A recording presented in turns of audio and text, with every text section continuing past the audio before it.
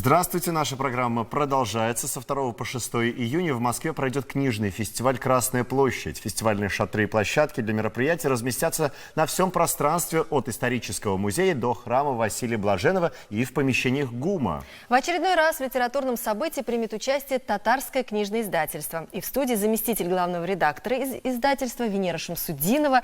Как всегда, классные, шикарные книги. Да, действительно, без книг никак. Венера, да, вот очень интересно узнать, какое по счету участие принимает ваше издательство на этом мероприятии и что будете представлять? Вот сколько раз это мероприятие проводилось, столько мы были. В этот раз это будет проводиться в 9-й раз, и мы в составе 400 издательств, которые приедут со всех уголков России. Что мы представим? Представим более 200 номинований книг. Да, это только номинования. Это разножанровая литература. Традиционно мы изучили спрос. Мы берем те книги, которые на сегодня очень пользуются спросом, и в то же время новинки. Вот с некоторыми из них я бы хотела вас познакомить. Например, такое фундаментальное, можно сказать, издание «Альбом «Скульптура Татарстана». Она очень богато иллюстрирована. Эта книга станет настольной не только для студентов, скажем, или кто интересуется скульптурой, да, но и вообще даже для музейных работников, для экскурсоводов. Здесь она разделена на две части.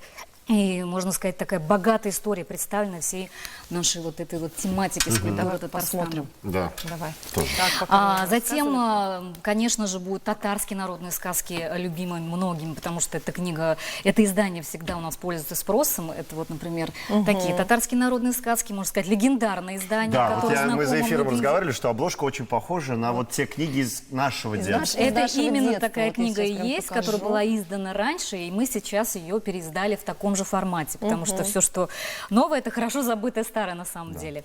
Например, сказки Абдулла Алиша, тоже отдельное издание. Помимо этого будут представлены, конечно же, книги классиков татарских, наших современных авторов. К примеру, вот одно из последних изданий — это сборник стихотворений Роберта Минулина. Он еще при жизни опубликовал свои стихотворения в социальных сетях. Большая читательская аудитория ждала именно его произведения практически каждый день. И вот из этих стихотворений, которые очень полюбились читателями, была издана вот эта книга. Затем интересный интерактивный песенник Рената Муслимова.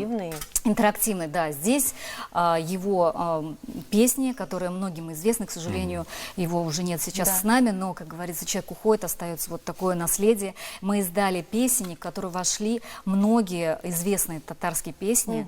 Чем она интересна? Здесь есть QR-коды, можно по ним пройти и тут же прослушать эту песню. И даже подпевать, да? И вот подпевать там, вместе, да, конечно, открыть слова. Ну и, конечно же, детские издания, это вот в формате, например, вот такой вот вырубки, да.